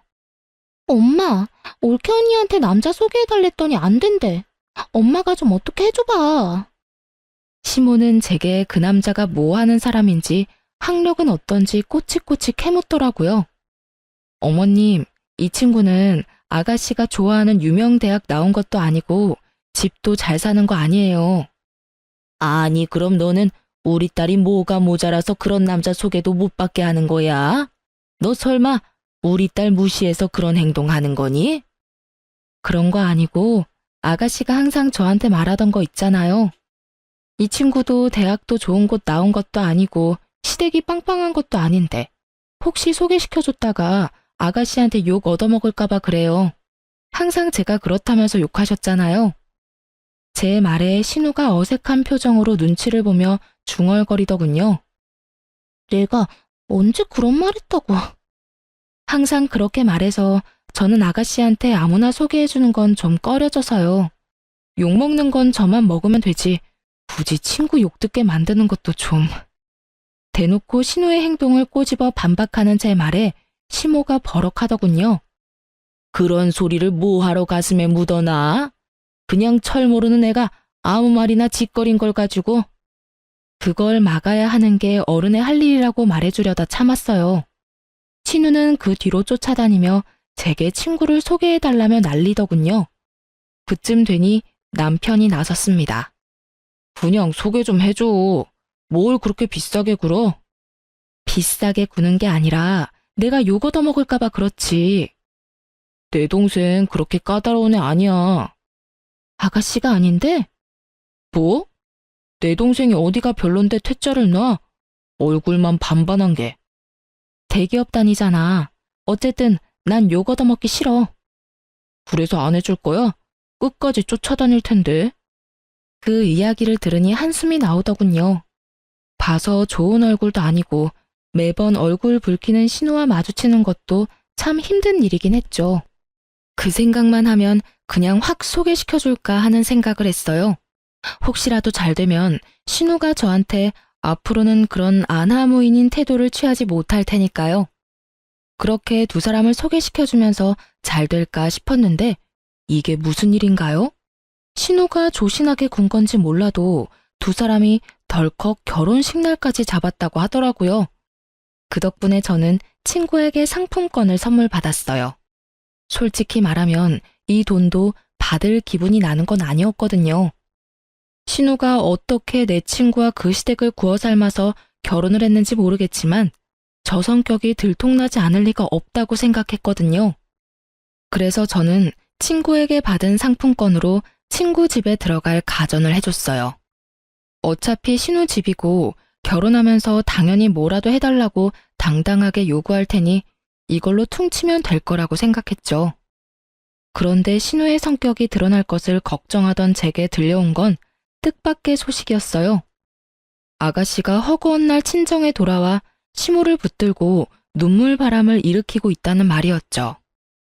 남편에게 그 이야기를 듣고 처음에는 어안이 벙벙했어요. 그 신우가 못 버티고 이렇게 매번 운다고?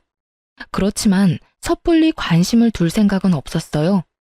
관심 있는 척이라도 하다가 불똥 튀면 큰일이라고 생각했거든요. 그런데 하루는 시모가 저에게 시댁에 잠시 오라고 하더군요. 일을 마치면 꽤 늦은 시간이라 다음날 가겠다고 했는데 오늘 당장 오라며 강조하길래 어쩔 수 없이 저녁에 지친 몸을 이끌고 시댁으로 갔어요. 그래, 왔니? 여기 와서 앉아봐라. 저는 시모가 시키는 대로 거실에 앉았어요. 그런데 거실에는 시모 혼자만 있는 건 아니었어요. 신우가 눈이 퉁퉁 부은 채 거기 앉아 있더라고요. 너희 신우이 눈 퉁퉁 부은 거 보이지? 네, 눈이 많이 부었네요. 울었어요? 올케 언니, 어떻게 그렇게 모르는 척 할 수가 있어요? 척이 아니라 진짜 몰라요. 저 지금 방금 여기 왔거든요. 내가 지금 시댁에서 어떤 취급 당하는지 올케 언니는 다 들어서 알고 있잖아요. 물론 아무것도 몰랐습니다. 그 친구랑 소꿉친구라고 해도 그렇게 세세한 것까지 이야기하는 친구는 아니었고 두 사람의 일과 관련된 건 절대로 제게 이야기하지 말라고 그 친구에게 신신당부를 해뒀거든요. 중간에서 끼이면 골치 아프니까요. 누구한테 뭘 듣는데요. 시댁에서 일이 있었으면 시댁 가서 풀어야지. 여기 와서 저를 부르면 일이 해결이 돼요? 엄마, 봤지? 올케 언니 진짜 냉정해. 자기가 나를 이렇게 만들어 놓고. 제가 아가씨 온 거랑 무슨 상관이 있는데요. 알아듣게 이야기를 좀 해봐요. 오늘 얘 시어머니가 얘한테 뭘 시켰는지 아니? 일 그만두고 남편 내조나 하라고 했단다. 이게 세상에 어느 나라 일이야? 여자는 왜 일도 못하게 해? 내조 하라면 할 수 있어. 그런데 일 그만두고 어머니 따라다니면서 하나부터 열까지 다 배우라잖아. 저번엔 제사 지내면서 내가 아무것도 모른다고 어머님이 얼마나 구박을 하는지 아니, 어떻게 첫 술에 배가 불러. 나중에 하다 보면 다 늙게 되어 있는 건데. 그제야 언뜻 감이 왔어요. 완벽을 추구하는 신우의 시모와 그저 놀면서 식탁에 숟가락만 얹고 싶은 신우 사이에 알력 다툼이 생긴 것 같더라고요. 친구가 대기업을 다니면서 돈 버는 건 나쁘지 않으니 신우에게 일 그만두고 시모와 다니며 집안일이며 시댁 관한 일들을 가르쳐줄 생각이었던 것 같더라고요. 그런데요? 그런데요? 지금 그런데요라는 말이 나와요? 언니가 날 그 사람한테 소개시켜줬잖아요. 왜 그때 시댁이 이런 곳인지 이야기도 안 해줬어요?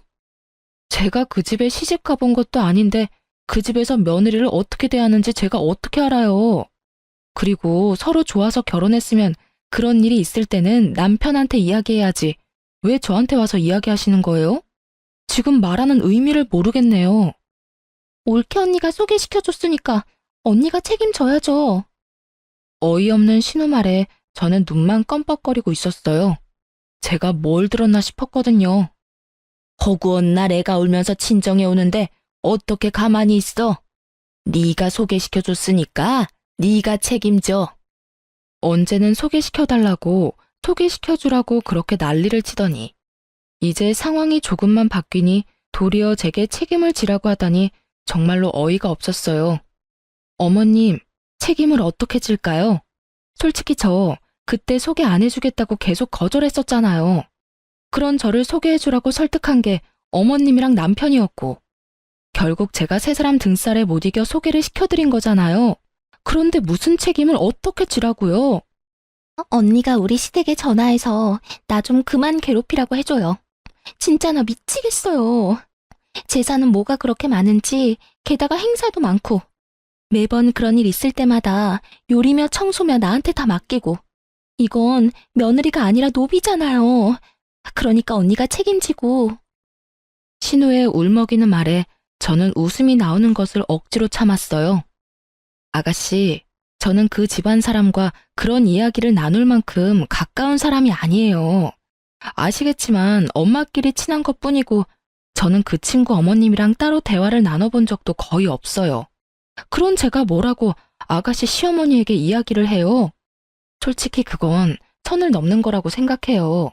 그러니까 이 부분은 아가씨가 감당할 문제죠. 그래서 책임 못 진다는 이야기예요? 너무 하잖아요. 언니는 우리 집 시집 와서 이렇게 편하게 사는데 왜 나는 거기서 노비처럼 부려먹혀요? 책임져요. 책임지라고요.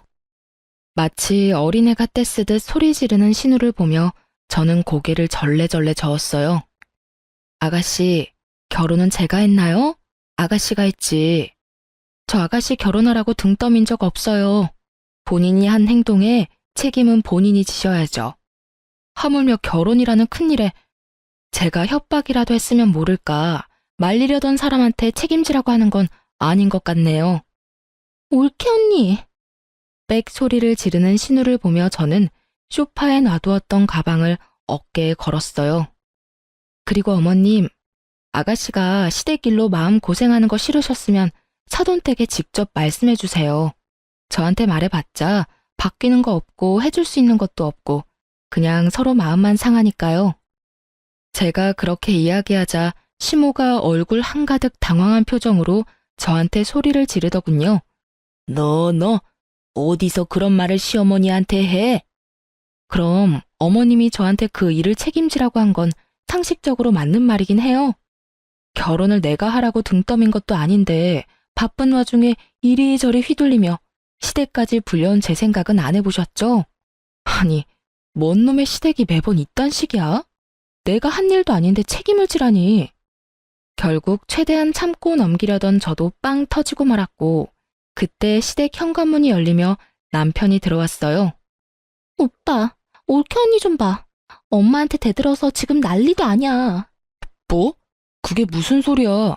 그 사람이 그럴 일이 없는데? 가서 한번 보라고. 남편이 뛰어들어오자 시모가 한마디 하더군요. 아이고, 내가 집안에 사람을 잘못 들였어. 시어미를 이렇게 홀대하고 막대하는 며느리인 줄 알았으면 머리 싸매고 널 반대했을 게다. 어떻게 이런 식으로 나한테 막말을 해? 막말이 아니라 바른 말이죠. 도대체 무슨 일들인데 이래요? 남편이 묻자 시모가 입을 꾹 다물었어요. 저는 남편에게 상식적인 반응을 기대하며 말했어요. 아가씨가 시댁에서 마음고생을 많이 한다고 나를 불러서 나한테 책임지라고 하시네? 당신도 알다시피 나 계속 아가씨가 내 친구 만나는 거 막았어. 결혼은 아가씨가 선택해서 다 해놓고 이제 와서 힘들다고 나한테 책임지라고 하는데 내가 어떻게 화가 안 나? 그런 것 때문에 화난 거였어? 그럼 그냥 잘 타이르면 될 일이지. 왜 엄마랑 이렇게 드자비질을 해? 나도 처음에는 좋게 이야기했지. 꾹꾹 참았다고. 그런데 끝까지 나더러 책임을 지라고 하잖아. 나도 오늘 늦게까지 일하느라 힘들고 지쳤는데 왜 그딴 쓸데없는 일로 불려와야 하는데? 자기의 일은 스스로 하자. 몰라? 내가 협박했어? 등 떠밀었어? 하지 말라는 거 해놓고 결국은 남 탓. 시어머니도 시어머니지만 신우도 그래. 어떻게 나한테 책임 전가를 하려고. 오빠, 이거 봐. 우리 집에 아주 이빨을 드러내잖아. 푸념 정도는 할 수 있잖아. 그걸 못 참고 엄마랑 나한테 화를 내고. 그게 푸념이에요? 힘든 사람 불러서 정신적으로 한계까지 몰아붙이는 게. 오빠, 이 상황은 모두 새언니가 잘못한 거야. 아니다. 엄마가 올케 언니한테 위자료 청구하면 되지. 거기에 나에 대한 정신적 위자료까지 청구하고. 여태까지 우리가 새언니한테 못한 게 뭐가 있어? 새언니가 우리한테 못한 것만 가득인데. 그거 가족끼리도 가능한 건가? 선을 훨씬 넘어버린 신우의 말과 거기에 동조하는 듯한 남편의 말에 저도 열이 심하게 받았어요. 당신 진짜 왜 이래? 뭐? 정신적 위자료? 그 돈 줄 바엔 차라리 당신이랑 이혼을 하고 말지. 근데 당신이 시댁까지 와서 이렇게 행패 부리고 있는 건 사실이잖아. 지금 꼴을 보라고. 당신이랑 어머님은 아가씨가 하는 말이라면 똥으로 매주를 쏜데도 믿을 사람들이잖아. 거기다가 지금 이 상황에서 누가 봐도 피해자는 나라고. 나는 아무것도 모르고 일하다가 어머님한테 불려서 여기까지 와서 이런 소리 듣고 있는 거라고. 근데 왜 내가 정신적 위자료를 줘야 하는데? 내가 받았으면 받았지. 정말 당신 나하고 이혼하고 싶어서 그래? 참다 못한 저는 강력한 한 방을 날렸습니다. 솔직히 말해서 이게 이혼까지 갈 상황은 아니라고 생각은 했어요. 하지만 저 사람들 하는 이야기 들어보니 제가 이 정도로 세게 나가지 않으면 해결될 게 아무것도 없을 것 같더라고요. 역시나 그런 생각이 먹혀든 건지 남편은 제게 미안하다며 변명을 하더군요. 여보, 이혼이라니. 나는 그런 생각으로 한 이야기 아니야. 그런 말 하는 게 얼마나 자기 딴에는 마음이 안 좋았겠어. 뭐야, 오빠? 지금 언니 편 드는 거야? 내가 있는데. 내가 지금 이렇게 힘든데 왜 언니 편을 드는 거야? 넌 좀 가만히 있어.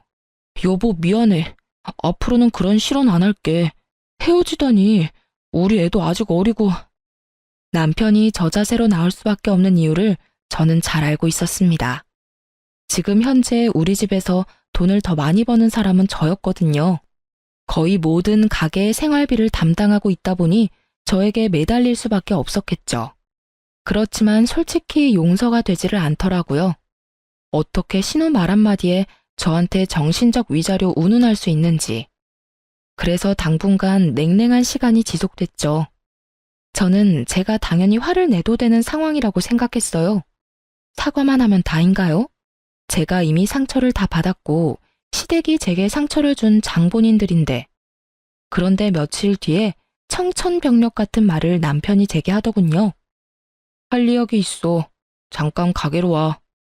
나 이제 불려가고 그러는 거 싫으니까 당신이 집에 와서 얘기해.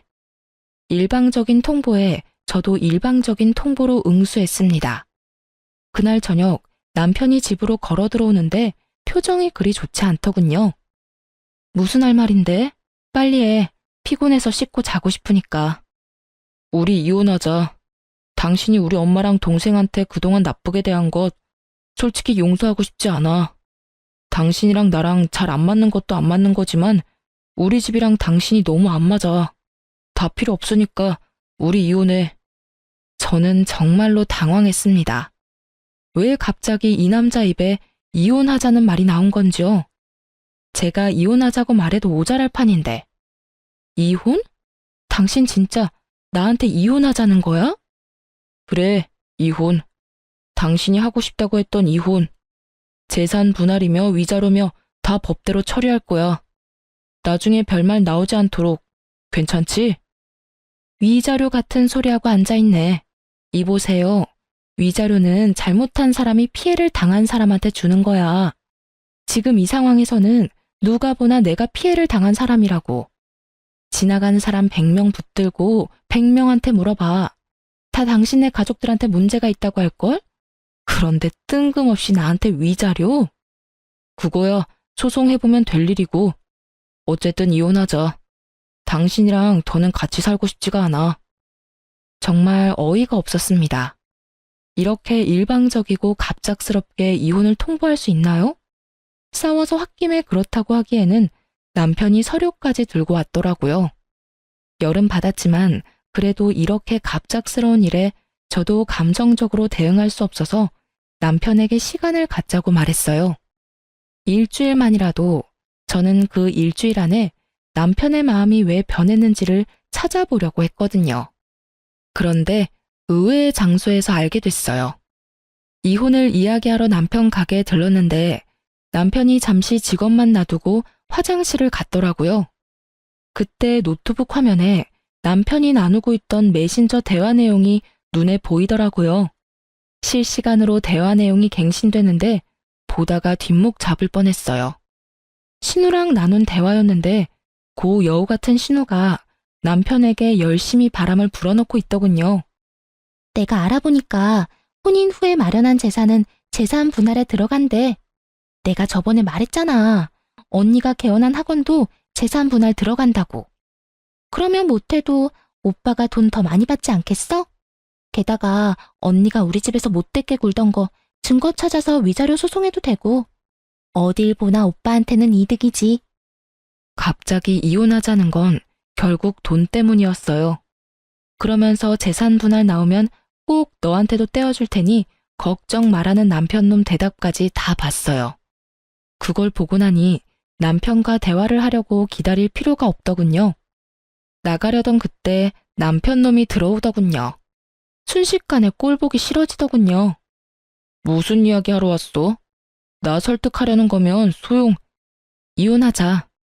당신이 이렇게 이혼하자는데 내가 매달릴 필요가 없지. 솔직히 지금 이혼해봐야 손해보는 건 당신이고 그 이야기 하려고 온 거야. 그럼 이혼 서류 내놔. 내가 지금 당장 작성해서 줄 테니까. 정말? 제가 이혼을 해주겠다고 하니 남편놈이 갑자기 당황하더라고요. 왜? 내가 안 해줄 것 같았어? 해줄게 하면 되지. 뭐가 문제야? 나중에 딴 말하기 없기야. 그리고 진짜로 법대로 다 나누기로 하는 거 알지? 안다니까. 걱정하지 마. 저는 남편놈의 얄팍한 수에 코웃음을 치며 이혼을 하기로 했어요. 그리고 이혼은 소송으로 진행됐습니다. 저도 변호사를 찾아갔죠. 그리고 이혼 판결이 났는데 남편이 제게 위자료를 지급하고 재산 분할도 제가 원하는 것만큼 나왔더라고요. 그런데 판결 이후 남편놈에게서 전화가 왔어요.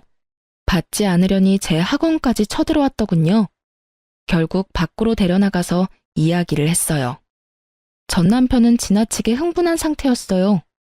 당신 중간에 무슨 짓 했어? 재산 분할도 엉망진창이고 위자료는 내가 왜 당신한테 줘야 하는데?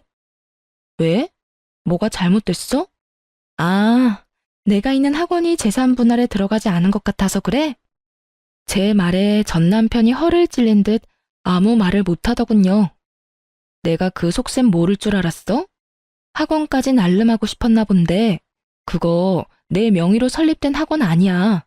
실제로 아버지가 운영하는 학원이고 나는 거기에서 고용되어 일하는 직원이지. 이제 설명이 됐어? 뭐? 그거 학원 개원 자금이었다며. 그런데 왜 장인어른 이름으로 되어 있어? 당신이나 시어머니나 옛날부터 신우한테는 간이며 쓸개며 다 빼다 줄 것처럼 굴길래 아버지한테 아버지 이름으로 해달라고 내가 부탁했어. 내 이름으로 되어 있으면 언제 뺏길 줄 모르잖아? 저번에도 돈 받기 전에 신우 전세금으로 뺏길 뻔했고. 당신 진짜 너무하다. 그래놓고 어떻게 나한테 그렇다는 말 한마디를 안 했어? 내가 왜 해야 하는데? 아버지 재산인데 아버지가 어떻게 하든 아버지 마음이지. 너야말로 너무한 거 아니야? 신우 말에 홀라당 넘어가서는. 여보, 미안해. 이거 없던 일로 하면 안 될까? 나 당신한테서 위자료 받을 거라고 철석같이 믿고 대출로 외제차 샀단 말이야. 이거 못 갚으면 진짜 나 파산이라고. 알아서 해. 언제는 나한테 허락 맡았어? 혼자 망할 건데 나한테 허락은 왜 맡냐? 끊는다. 여보, 여보. 저를 애타게 부르는 남편 목소리에도 전화를 뚝 끊어버렸어요. 이혼해놓고 이제 와서 자기 생각과 다르다며 제게 매달려요? 결국 나중에 지나다니면서 보니 전 남편은 사정이 어려워졌는지 가게마저 내놨더군요. 어차피 그리 장사가 잘 되던 가게가 아니어서 언젠가는 망하겠지 싶었는데 이혼하고 얼마 안 돼서 바로 망해버리더군요. 저는 위자료와 재산 분할 받은 돈으로 학원 근처에 전세를 얻어 들어갔어요. 친정이 가까이 있어 애도 봐주시니 솔직히 예전보다 더 마음 놓고 일할 수 있는 환경이었죠. 그런데 주말에 쉬고 있는데 친정엄마가 제게 주소를 하나 던져주며 지금 이쪽으로 오라더군요. 오늘 모임에 가져가야 할 물건을 놔두고 왔다고 말이죠. 그런데 주소를 보니 좀 가고 싶지 않았어요. 그 주소는 제 소꿉친구의 본가였거든요. 즉, 신우 시댁이었던 거죠. 그렇지만 신우가 오빠 이혼시키고 망하게 만든 뒤에 어떻게 지내고 있나 싶어 한번 가보기로 했죠. 그런데 집에 갔더니 신우 표정이 아주 살벌해지더군요. 오빠가 그 꼴난 게 마치 제 탓이라는 표정이었죠. 여전히 상황 파악 못하고 남탓만 하고 있어서 저도 가만히 있지는 않았어요. 신우가 부엌에서 일 보는 사이에 아주머니에게 슬쩍 말을 걸었죠. 아주머니, 그거 아세요? 아주머니 며느리요. 사실은 허당인 거 아세요? 그게 무슨 소리니? 예전에 일하러 서울 간다면서 전세금 내놓으라고 집에서 난리 피운 적 있었거든요. 그때 전 남편이 차 살 돈으로 전세금 줬는데 그것까지 싹 다 말아먹고 결국 집에 내려왔었죠. 그때 정말 웃겼어요. 사기당한 게 자기 잘못이냐며 자기는 잘못 없으니까 돈 갚을 필요도 없다고 우기는데 하긴 제일 웃겼던 건 제 전 남편 꼬드겨서 저랑 이혼하게 만든 거였네요. 위자료 받을 수 있다고 바람 불어넣어서 결국 이혼했는데 결국은 그쪽이 망했거든요. 제가 그렇게 이야기하자 아주머니뿐만 아니라 그 집 시누이들까지 완전 난리가 났더라고요. 넌 도대체 젊을 때 뭘 하고 돌아다닌 거니? 설마 지금도 다단계 같은 거 하는 거 아니지? 어쩐지 친정하고도 요새 사이 안 좋아 보이더니 그런 일이 있었던 게야? 너 처신 잘해라. 어떻게 이런 애가 우리 집에 들어와서는. 어머니, 사실이 아니에요. 저는 그런 적 없어요. 이건 다 저를 모함하려고. 전 있는 사실만 이야기해요. 다 끝난 마당에 무슨 거짓말을 해요? 판결이 그렇잖아요, 판결이. 그런데도 이렇게 아가씨는 멀쩡하게 결혼 생활 잘 유지하고 있는 거 보면 신기하네요. 그러니까 올케는 가만 보면 참 운이 좋은 것 같아. 솔직히 대학도 별로고 얼굴이나 몸매도 그닥 좋은 것도 아니고 일은 지지리도 못하지 사고는 치고 다녔지. 내 동생 아니었으면 어디 시집이나 갔겠어? 제가 들었던 그 대사를 말해주는 친구의 누나를 보며 저는 속으로 웃음을 겨우 삼킬 수 있었어요. 저는 언니 옆에서 웃으며 말했어요. 그래도 다 과거의 일이고 사람이잖아요. 분명히 훈육하면 사람도 바뀔 테니 아주머니와 언니들이 잘 교육해주면 되죠. 빈틈없이 꼼꼼하게. 그 말에 전 신우 얼굴은 똥 씹은 것처럼 변하고 저는 그런 신우를 놔두고 그 집에서 나왔어요. 그날 저녁 전 신우에게서 전화가 왔지만 스팸으로 돌려두고 전화를 받지 않았어요. 그렇게 몇 달 지났을까요? 쉬는 날 친정에 들러서 애 맡겨두고 편하게 누워서 TV를 보는데 밖이 엄청 소란스럽더라고요. 그래서 이상하다 싶어서 현관문을 빼꼼 열어봤는데 아랫집에서 엄청 큰 고함 소리가 오가더군요. 바로 제 소꿉친구의 집에서 나오는 소리였어요. 오빠, 나가라고. 왜 여기까지 와서 행패야? 이거 안 놔? 내가 네 실체 여기다 다 까발려 버릴 거야. 사돈어른, 제 말 잘 들으세요. 이 녀석 임신한 거 다 거짓말이에요. 시댁에 임신했다고 하면 자기한테 잘해줄 거라고 생각하고 거짓말한 거예요. 오빠 미쳤어? 저리 꺼지라고. 제발, 부탁이야. 네 부탁 이제 들어줄 일 없으니까 너나 꺼져. 내가 지금 여기서 왜 이러고 있는데? 네가 나한테 바람 넣어서 결국 와이프랑 이혼하고 가게까지 팔아먹고 배달일 하는 게 고작이야. 그런데 너는 책임질 생각은 전혀 없이 나한테 뭐? 오빠 인생이니까 오빠가 책임져?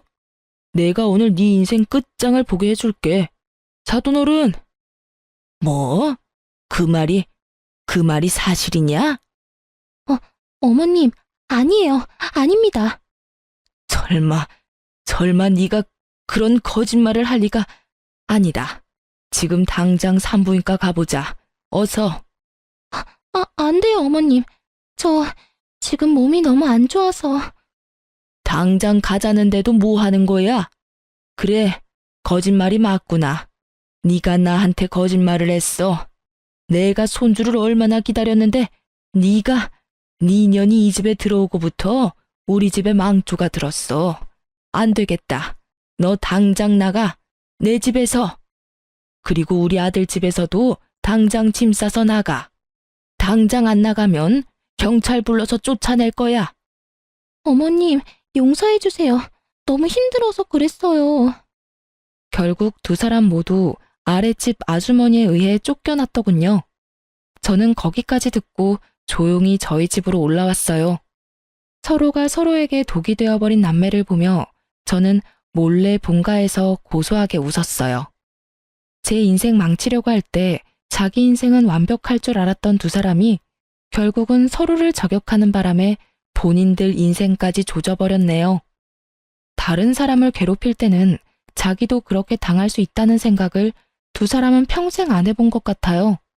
원래 다 뿌린 대로 거두는 법인데 말이죠. 역시 다른 사람한테 패 끼치며 살면 안 된다는 걸 또 배웠네요. 여러분, 그럼 지금까지 제 사연 시간 내서 들어주셔서 감사합니다. 오늘도 좋은 하루 되세요.